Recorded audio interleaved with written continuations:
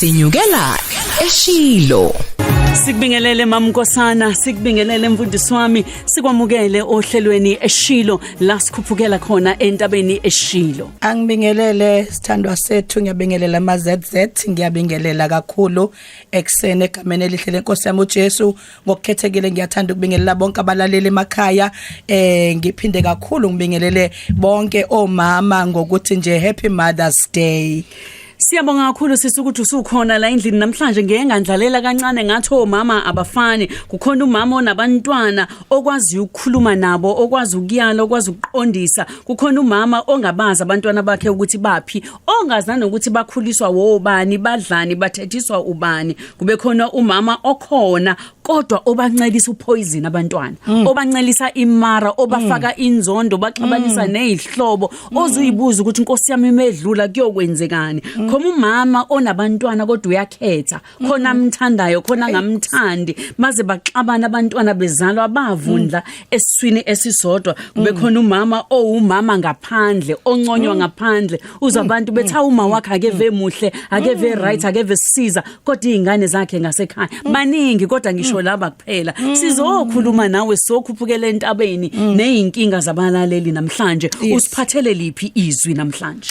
Namhlanje ngiphethe izwi lapha encwadini yeZaga uchapter number 31, ngilapha nje kuverse number 25 othi amandla nesithunzi kungikwembatha kwakhe, uhleka usuku oluzayo, uyawuvula umlomo wakhe ngokuhlakanipha, nomthetho womusa usolimini lwakhe, uyaqaphela okwenziwayo endlini yakhe, akadli isinkwa sobuvila. Ay uyazi kwamane kwathi angiqalela egcineni umama ovilaphayo. Ngiyakwazi ukuthi ukhuthele, ngiyakwazi ukuthi uyashabasheka, ngiyazi ukuthi mangivuka ngo4 usukuvukile nawe ngo4, ngiyangibone, ngiyazi ukuthi ubamba ngapha nangapha. Asikhulume ngobuvila nomama, asiqale lapho. Umama ovilaphayo akukona yini okudala ukuthi ngesinye isikhathi agcine nomona nabasebenzayo, nabanqobayo, nabaphumelelayo. Kule Mother's Day nje ngifisa ukuthi sikhuthaze kakhulu abantu besifazane ukuthi amandla sinawo, siwanikiwe amandla. uNkulunkulu nje mayisidala usidale nje sabantu abanamandla. So ngizothi akukho right ukuthi ube umuntu wesifazane ovilaphayo, olalayo, noma bethiwa usebenzi, kodwa nje kucaca ukuthi wena nje umama olalayo, ovuka ngazi emini, kube njani, ophumayo buza komakhelana afuna indaba endaweni nani nje. Ubuvila abubusekanga inhlobo nje, abubusekanga because ibuyenza impilo istakhe, kanti uma uvuka nabavukayo, noma ngaba uye emsebenzini, uvuka with a positive mindset ukuthi izinto noma ingalungile manje kodwa izinto isazolunga. Sifuna ukuthi omama noma abantu besifazana ake bavuke babe nomqondo opositive ukuthi noma kungalungile manje kusazolunga, ngoba ngeke kuhlale kunjalo. Definitely wonke umuntu uba nesizini yakhe empilweni, so ama seasons awafani. Namhlanje uma ngathi kubheke phansi kuwena kusazokhuphuka kodwa, so ubuvila is not an option. Mina ngikhule kuthiwa nje one ntombazana, kusayintombazana nje, intombazana ayilali nje kuze kuphume ilanga, ngoba kufanele uvuke ubone ukuthi yini engiyibambayo emsebenzini engiyenzayo. So from there uzugcine usukwazi ukufunda nokwenza izinto ngezandla zakho ezizokungenisela imali. Uyazi ngifuna ukukudedela, ngikunika ithuba nje ukuthi uye, kodwa ngifuna ukuqala la sithi khona amandla. Iyangisanganisa le. Ngikhulele eMaromeni, omama babethi amasana ana mayisenyathela athi inkosikazi maye ithi mayimbatha amandla nesithunzi sokunqoba. Uthi namhlanje kwiZaga 31 verse 25 amandla nesithunzi kulo mama esikhuluma ngaye namhlanje, ukumbatha kwakhe. Khuluma ngamandla nesithunzi, umuntu afala angimbathe isithunzi senza ukuthi noma ukukhona into ofuna ukuyiphendula kodwa wena ungayiphenduli. Oh yes lize lithi uqaphela indlela avula ngayo umlomo. Uyaqaphela indlela akhuluma ngayo. Alibonga igama lenkosi lithi ukuhlakanipha kusolimini lwakhe, nomthetho usolimini lwakhe. Kusho ukuthi lo mama uyambona ukuthi njengoba embetha amandla nesithunzi lana uNkulunkulu ushayela isipikili sokuthi umuntu wesifazana unjena ngiyazi ukuthi la kubhale izaga kaSolomon ngiyazi ukuthi izaga kaSolomon kodwa why inspiration uNkulunkulu ukuthi ashayele isipikili ukuthi umuntu wesifazane kahle kahle unjani umuntu wesifazane umuntu owembetha amandla umuntu wesifazane umuntu onakho ukuhlakanipha umuntu wesifazane umuntu womthetho umuntu wesifazane umuntu oqaphelayo izinto ayikhulumayo umuntu ongakhulumi noma ikanjani umuntu wesifazane umuntu ofukamelayo umuntu onakekelayo umuntu abazisayo abanye abantu umuntu oyinakayo indlu yakhe lize lithi ku verse number 17 amandla wabhinqa okhalweni alibonga igama lenkosi namhlanje kuseni ngizothi vuka ne mindset ethi amandla ngiwabhinqe okhalweni malithi amandla uwambethe yebo nesithunzi simembethe amandla qale ekuthenini uwabhinqe okhalweni leyo nto ikwenza ukwazi ukuma noma izimo sayiphambana nawe kanjani ngoba amandla into ibhinqe okhalweni manje mawungazazi ukuthi ungumuntu wamandla uzohlala phansi uhlaliswe izimo ongafanele ngabe zikuhlalisa phansi uzokhaliswa na izimo ongafanele ngabe ziyakukhalisa lolu hlobo lomuntu esikhuluma ngayo namhlanje ilolo luthi likhali inyembezi kodwa lube liqhubeka neassignment ilolo luthi likhala kodwa lube liuya kwi-destiny ngoba kukhona la kufanele ufike khona ngeke ufike uhleli phansi siyakhala sithintithi inyembezi sisukume lamandla siwanikezwe uNkulunkulu mawuye kuGenesis edala umuntu wesifazane alibonga igama lenkosi lento ukuthi wamlephela wayesethi umsizi wayengeka kunikeza amandla amancane uNkulunkulu invested so much power kuwena ukuthi ukwazi ukurise above wonke ama situations ohlangana nawo ngizokunikeza i-encouragement namhlanje kuseni haleluya ngiyazi ukuthi maningi ama challenges esinamandla sinjalo ngiyazi ukuthi inselelo ziba ziningi esihlangana nazo ngabantwana bethu ngabayeni bethu ngama in-laws ngama families ethu esizalwa nawo ngakho konke nje ongacabanga kodwa namhlanje kuseni ngizokududuza ngizothi usenamandla okusukuma alibonga igama lenkosi mawuya ngasekupheleni kwayo lithi baningi abenze kahle kodwa wena ubedlula bonke alibonga igama lenkosi ngizothi noma ngabe khona abangasakuboni abangasakunikeza ivalue mabe kubona bakuthathe kancane kodwa ngizothi baningi benze kahle kodwa akekho odlula wena wembetha amandla wena wembetha ukuhlakanipha alibonga igama lenkosi lizwi lenkosi liphinde lithi nesibani sakhe sicimi nasebusuku haleluya ukhanyisela nabanye ukhanyisela nabanye alibonga igama lenkosi funa usukume ngaleyo nto uthi umthetho wami mina khona abantu ofanele ngibe usizo kubo fanele ngikwazi ukukhanya ngikhanyisele nabanye alibonga igama noma kumnyama malithi nasebusuku kusho ukuthi ubusuku kuyenzeka kufike kodwa isibani sami noma sekumnyama asicishi bafowethu asicimi ngoba sekunobumnyama sesehlalwa izinkinga siyasukuma noma ngathi kumnyama siphinde sisukume ngenxa yamandla esiwabhinqileyo Yo sibhinqa amandla okhalweni sibhinqa amandla yiyo lengisukumisayo yiyo lengihlangisayo ukuthi umuntu wesifazane sibhinqa amandla yilento ukuthi noma zishaya izinto bese kuba khona into ngesingisi bathi something so strong inside kube khona into evuka ngaphakathi kuwena ekukhumbuza ukuthi uyanqoba wena ekukhumbuza ukuthi unamandla wena lembewe ngaphakathi mise iyavuka uyakhala kumama lapha ekhaya namhlanje uthi uyakhuluma mama Nkosana ngiyakuzwa abantwana bami ngilingelelwe izingane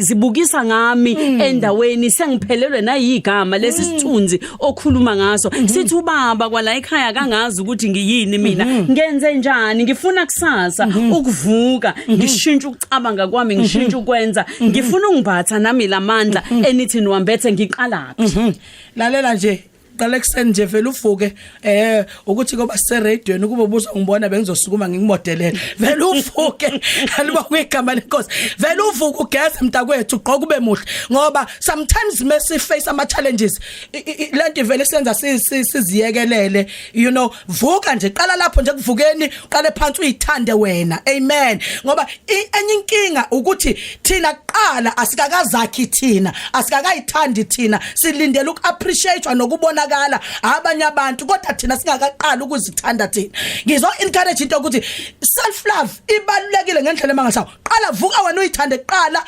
uzenzele ibreakfast right nje wena qala uyitreat kahle wena qala bese uyaphuma abantu bakubone uright bakubuza hayibo uthola umsebenzini hayi ehene ngutholile awutholile izenkosi lithi masikhuluma siyadala sidala okungekho kube khona uvuma uthi yebo bathi hayi wamuhle kangaka kwenzeke uthi khona into enhle yenzekile alibonga igama lenkosi manje ngizothi qala lapho nje ekuvukeni ubangene hayi vuka ubangene baze bethi khona into enhle yenzekile kanti akakenzeki ukuthi uyayi-acta lento uyayidala izibonakala emehlweni enyama uvuke ekseni kusasa ugqoka ube muhle kodwa ngifuna aqale namhlanje wemama mawuthi akekho kuthengela isipho wena uyabona lezitsha oyibekile othi uyibekela usuku oluthile othi uyibekela umcimbi othile othi uyibekela ama visitor awukhiphe lezitsha zakho ke namhlanje uzenzela itiye ulibeke esosweni yabona leli tray olikhipha mhla kufika umfundisi evakashile awuzenzele wena lapho kwakhe egcekeni khona imbadlana ekhona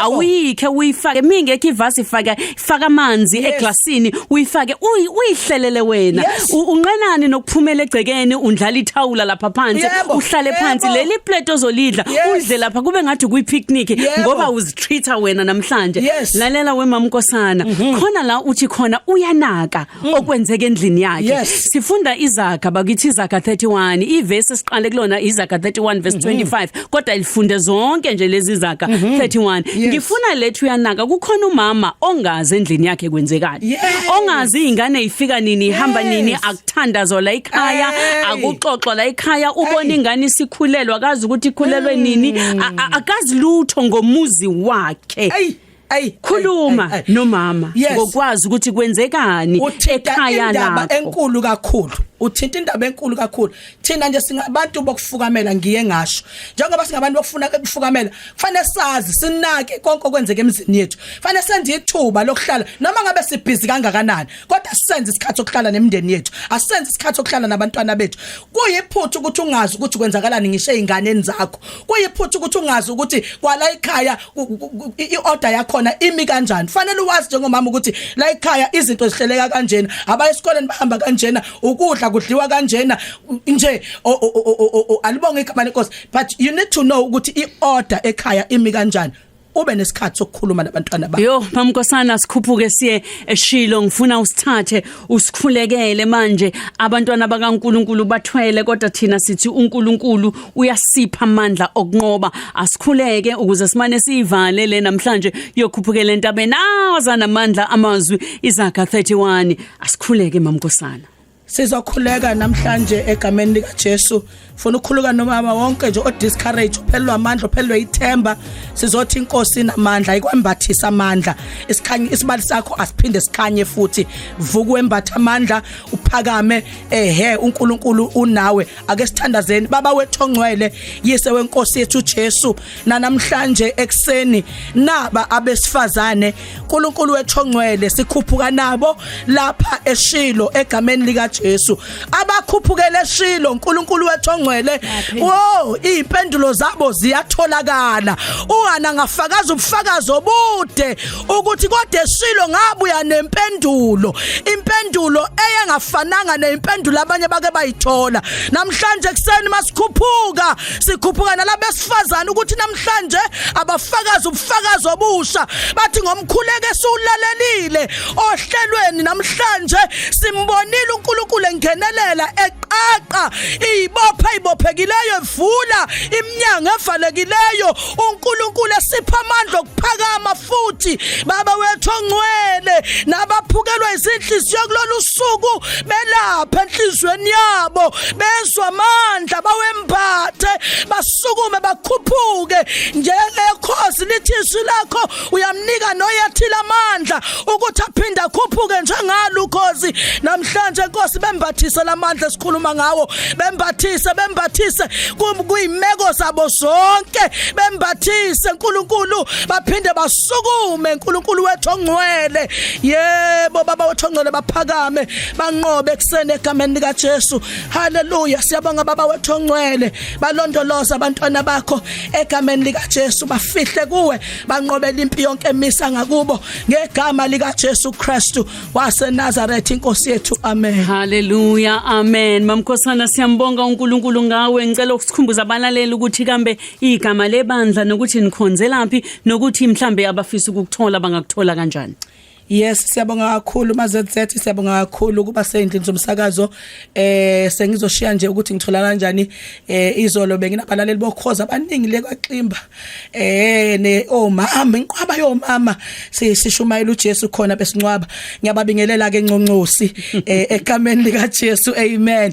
Kodwa ke ngokukhonza sila edolobheni eThekwini kubhoda nje mawazi ipaki kubhoda kunebhilidi nje liseduze kaBhoda nalinesitolo kuthu kudala siphakathi lelo bhilidi unumber 89 King Dinizulu Road la sikhonzela khona ibandla iApostolic Faith Mission His Kingdom Come Family Church. Siyangena ke njalo ngo9 ngamasonto kanti ngolesibili suke sinomkhuleko wawo wonke umuntu nje noma ungakhonzi nathi ofuna umkhuleko ngolesibili ngo5 sisuke sikhuleka nabantu abadinga nje imikhuleko. Ngale kwalokho ngiyatholakala lapha ya ku Facebook uthi Pastor Thabile Nkosana kaNkulunkulu ongavinjelwa ku Instagram uthabile_Nkosana.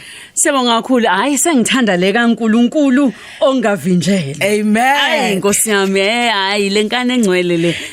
Sibaningi esinayo lenkani engcwele. Siyambonga kakhulu uNkulunkulu ngawe mama, siyambonga kakhulu uNkulunkulu engathi ungahamba kahle usuye enkonzweni. Usibongele nje nakubaba ukuthi akudedele avume ukuthi ube nathi namhlanje. Ngiyabonga kakhulu niqhubeke kahle nohlelo. Amen.